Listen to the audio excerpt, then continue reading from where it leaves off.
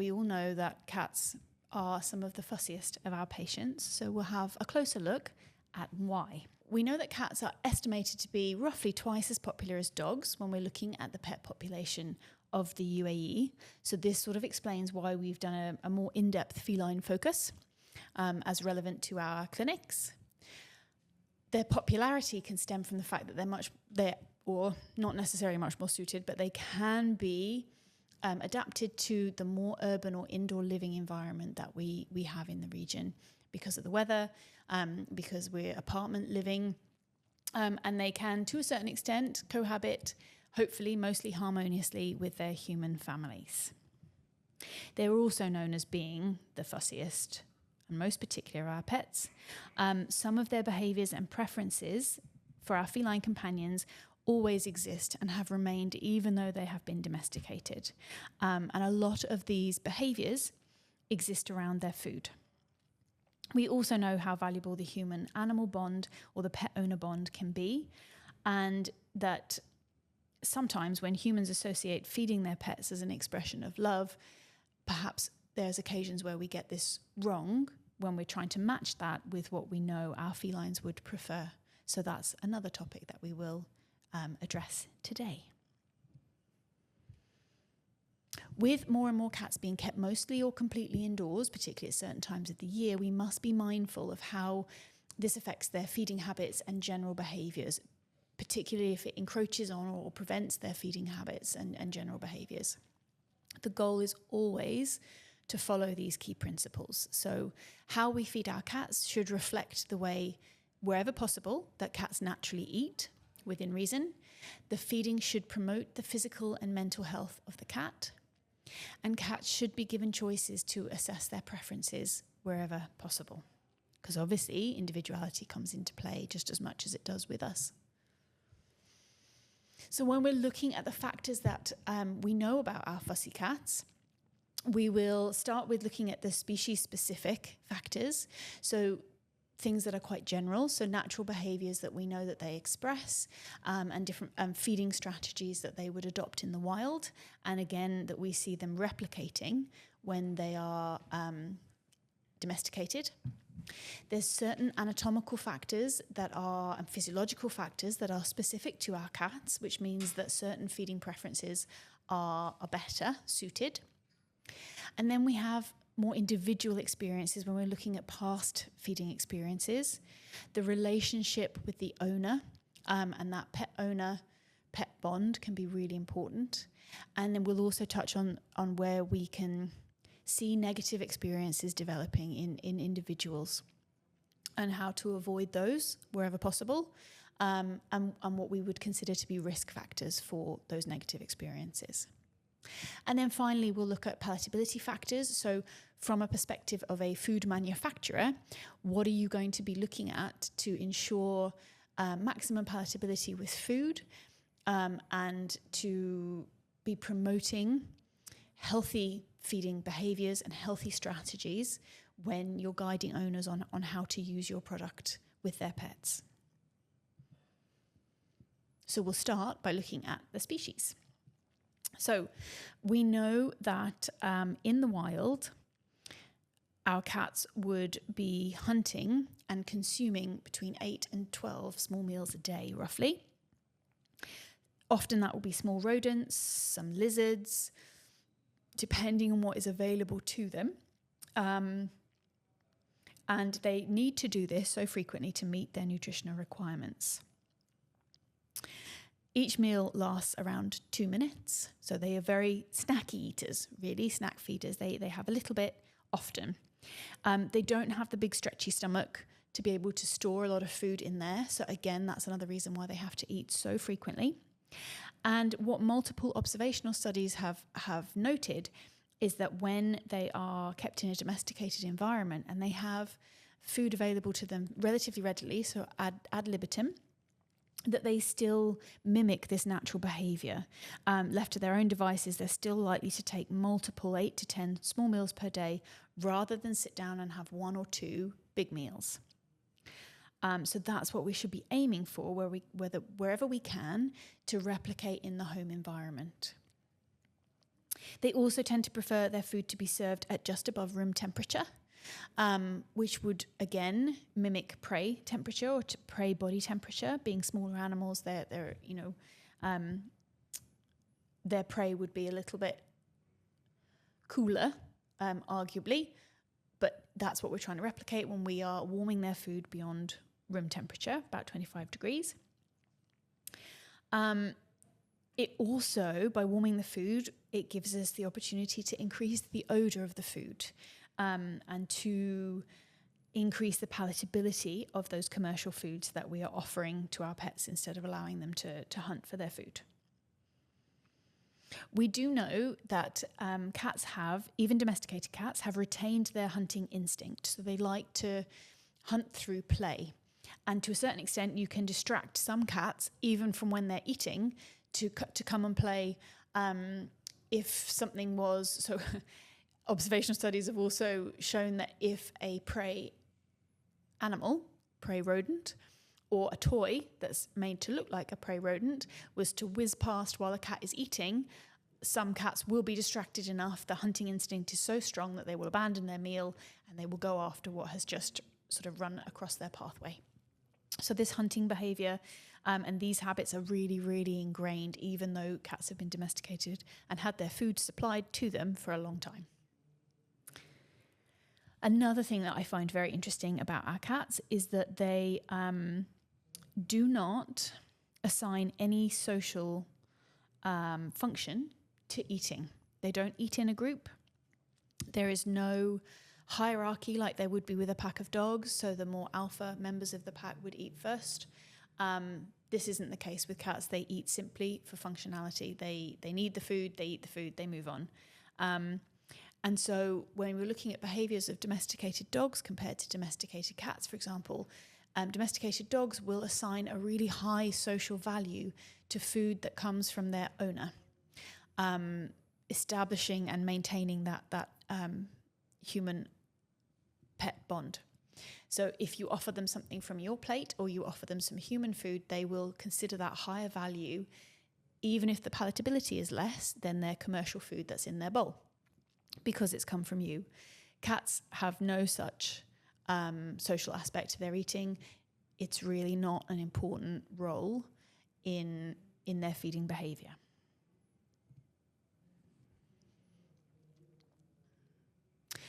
When we're looking at feline table manners, we do know through observations that they don't tend to like to eat where they drink.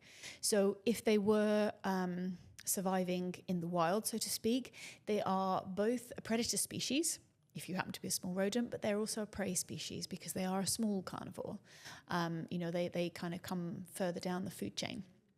And so they do take a risk to use the same water source as other predators, and they wouldn't bring prey that they've killed, they wouldn't bring a meal to their water source. So some behaviourists recommend keeping food and water bowls as far away from each other as possible, and you think we all automatically put them close together and next to each other, but that might not be feeding into sort of natural feeding preferences of our feline pets. Cats also don't like to be exposed when they're eating and drinking. Again, feeding back into the fact that they are a prey species as well as predator. So keep all bowls in the corner of the room. Do not make them feel vulnerable by placing the bowls in the centre of the room and expecting them to feel comfortable enough to eat. Don't keep the bowls in a busy corridor or in the middle of the room. Keep them to the edge and give them enough room that they can get behind their bowls and they can scan the room and keep an eye on everything that's going on whilst they're eating. They also, some cats would like to eat, if it's possible, from a height as well, so from a sideboard or something like that, because we know that they feel a lot safer when they're at a height and then they can monitor their surroundings very easily.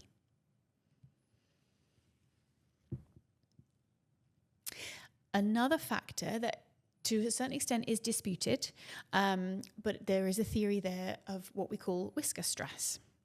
So cats' whiskers are very, very sensitive, allowing them to assess their surroundings, assess sort of air movements and spaces very well. And as a result, there has been noted to be a preference for having a wide, shallow bowl or a plate rather than a deep dish in which they have to kind of insert their nose and put pressure on their whiskers in order to get food that's at the bottom. So some people disagree with this theory, but I think it's interesting to note, and it might be something that owners are not aware of. And if they're struggling to have a cat settle in a new environment, it's well worth considering shifting their feeding bowls to more feeding plates, almost, if you will. And we do know that the material of the bowl should preferably be stainless steel or ceramic over plastic wherever possible, particularly if you have a patient or a case of feline acne.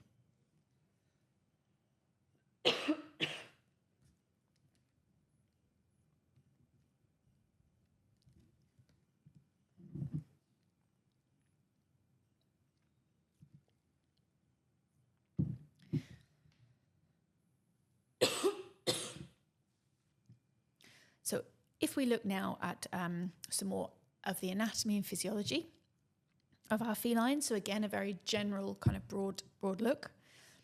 Cats are carnivores. If you've seen any of our other sessions, that you'll know that. They have to include meat and fish in their daily diet to ensure they meet all of their nutritional needs. So this includes all of the amino acids that they need that are essential. So cats have 11 essential amino acids, as shown here, compared to humans who have 9 essential amino acids, and to dogs that have 10. So they need to have a meat or fish source for their protein. We also have arachidonic acid, being an essential fatty acid, which is most abundant in meat and fish sources, and certain vitamins like preformed vitamin A must be supplied to cats rather than them being able, they cannot do the conversion from beta carotens into vitamin A.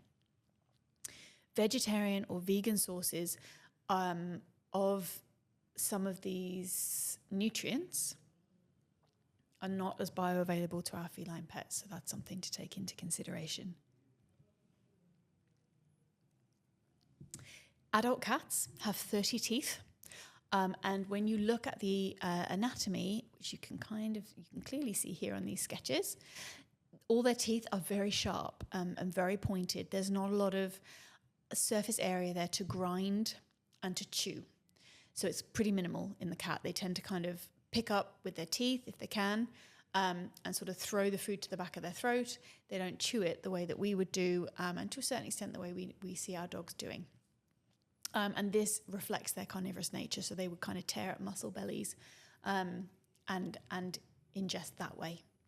We can replicate that fairly well in a wet food, particularly those with a loaf texture.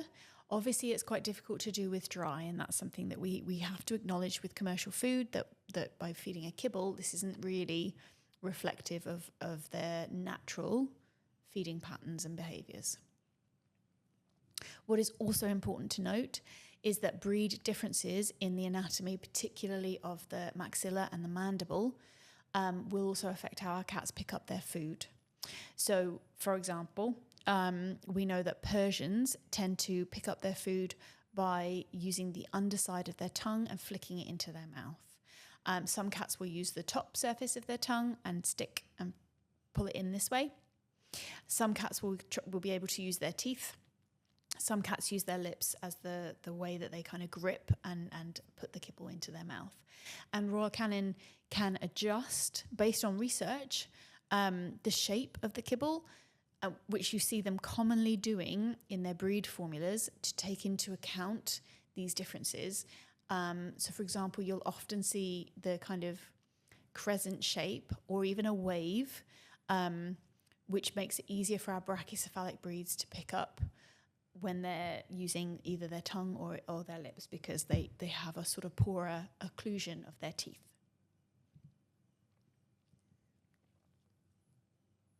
We also know that cats, all of cats in general, do not have, if we're comparing them specifically to humans, they do not have a fantastic sense of taste.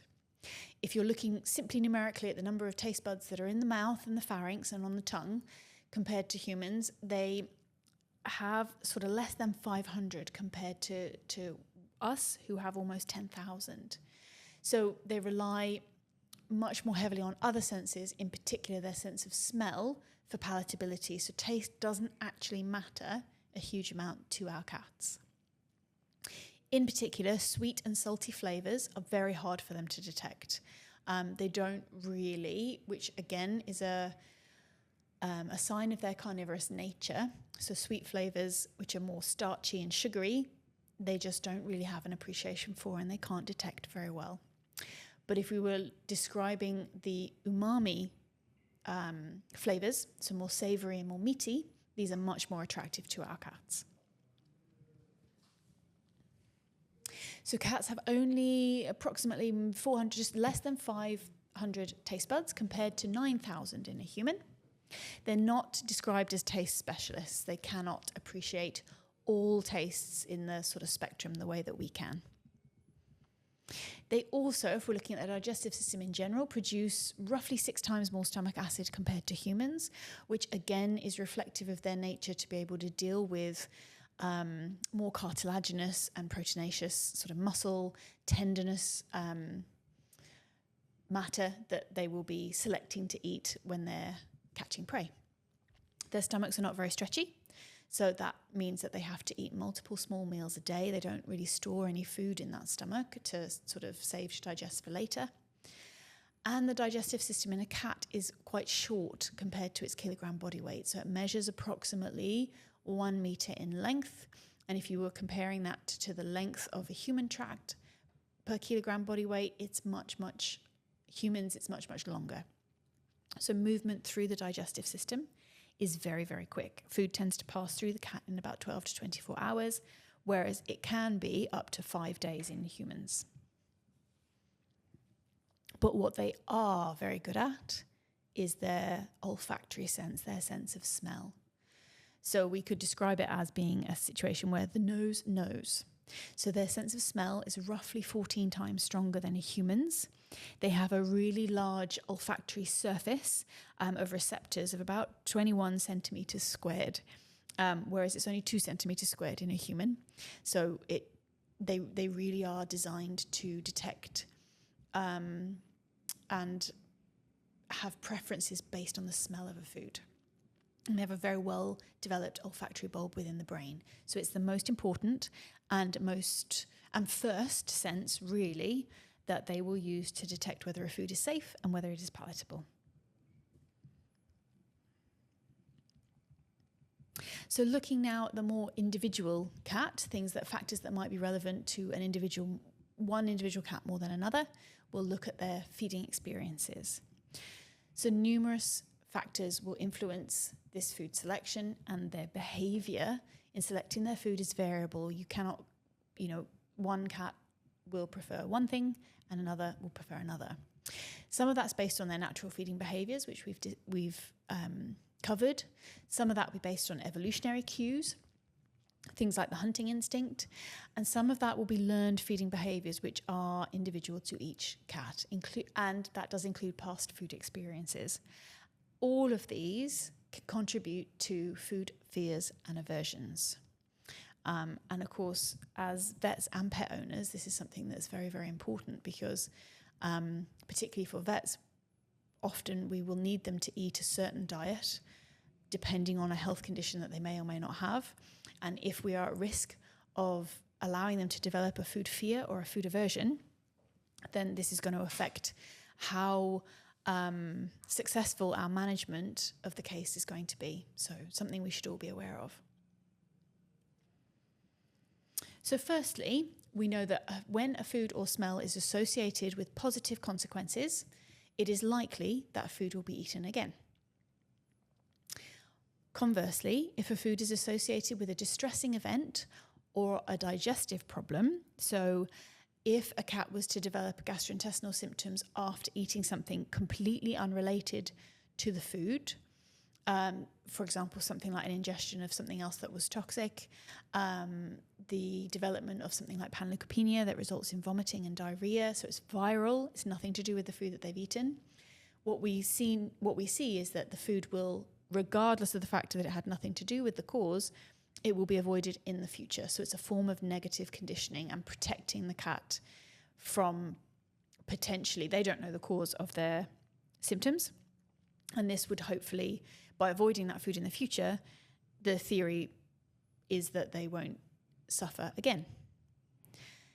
In cats in particular, comparing it to other species, this reaction can set in very, very rapidly, and they don't forget. So we can see these food aversions lasting for up to 40 days.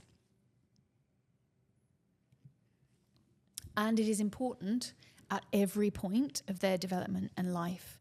So this influence and this sort of positive/negative conditioning can be seen as early as weaning. So the importance of the mother's influence in kittens and early kittenhood cannot be overstated when it comes to introducing solid food. Kittens follow the behaviour and the feeding practices of their mother and are more likely to choose new foods in her presence, particularly if she is eating them, regardless of how palatable they are. Studies have shown that when their mother is present, kittens will accept a new food within 5 hours. If they are away from their mother, it can take up to 5 days for them to accept and to try a new food. And that food preferences discovered in the company of their mother will be something that they go back to reliably up to 4 or 5 months after introduction, when they've long been separated and grown up and grown away from their mother. Really what we would like to encourage is that kittens eat a variety at a young age, so that they are more open to new foods when they reach adulthood, which, especially from a veterinary point of view, means that if we are limited by food choices because they are developing a health condition, then we are able to more easily transition them onto that formulation because they're more open to new foods in general. A bit like children. So risk factors for food aversions include kittens that are separated too early from their mother before the weaning process is fully complete. We can also see a risk factor for food aversion if you have a cat that has digestive sensitivities, so is prone to gastrointestinal upset, and they will be more inclined to associate that with the last food that they've eaten, particularly if food is being changed really frequently. So their digestive sensitivities, they might be suffering with intermittent symptoms a lot of the time. We can develop a food aversion if we are adding medication to food that decreases its palatability. If it's bitter tasting medication and we add it to food, we might find that the cat is very suspicious of that food in the future. If they have to compete with other cats in the household for resources such as feeding bowls and water bowls, then again, that can be a negative experience for them. And then if we make any changes to the food, whilst they're also experiencing changes in the environment, so foods that we might attempt to introduce in the hospital, in boarding or in travelling, this is not recommended. And particularly in the vet clinic, we often try and keep them on their on the food that they came in with, so it's consistent for them and something we know that they like. Even if we need to transition them onto a therapeutic food, often it's better to do that when they go home and they're in their home environment and they feel safe and they feel comfortable than it is when they're in the hospital. We tend to have a greater success rate at doing it then. And so finally, looking at our palatability factors. So this is something that if you were a food manufacturing company, you would be very interested in. Firstly, identifying which ones are most important to our cats. We know it's odour over taste, but how does texture, how does the breakdown of macronutrients affect our cats? What raw materials can we use that sort of maximise all of those factors? So even taste, what raw materials do they prefer to kind of maximise and optimise that sort of limited taste experience? So what is palatability? Palatability is the complex and complicated relationship between food and the animal that we intend to eat it. So some of the main factors in palatability can be aroma, flavour or taste, texture, temperature of the food, but also macronutrient profile can be very important with our cats. And what I want to talk to you about now is some of the products from Royal Canin, some of the formulations they've come up with where they're particularly trying to target our fussier cats and look at how we can manipulate palatability. So the first one is looking at the exigent range. So we have aroma exigent. These are all dry formulations. Aroma exigent, protein, and savor exigent, and what the differences are between these products. So aroma exigent is fairly straightforward. This one is looking at the preference between different smells. So in a situation where cats must make a choice between foods, they initially rely on that super sensitive nose to make a decision before they risk ingesting it. So this product, they've used the aroma, it's a fish-based aroma, so it smells quite strong, and it's designed to sort of maximize the odor portion or the aroma portion of the food. With our savor exigent, there are 2 kibbles of different shapes, compositions and textures, which act together in the mouth. So savor exigent is a complete nutritional response for fussy cats that select a food based on how it feels within their mouth.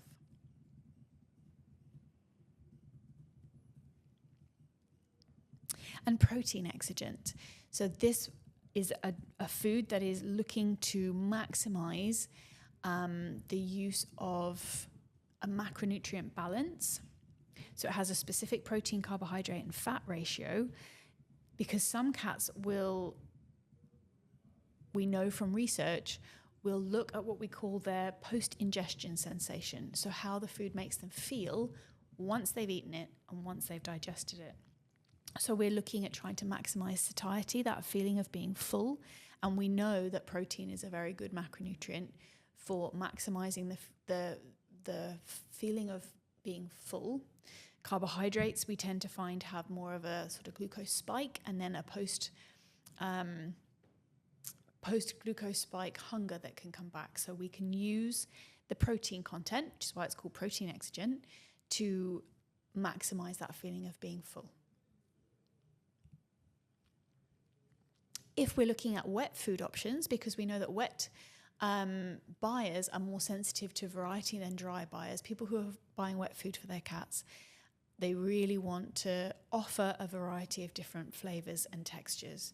And again, this is, as we mentioned in the very first slide, that's something that is an owner preference.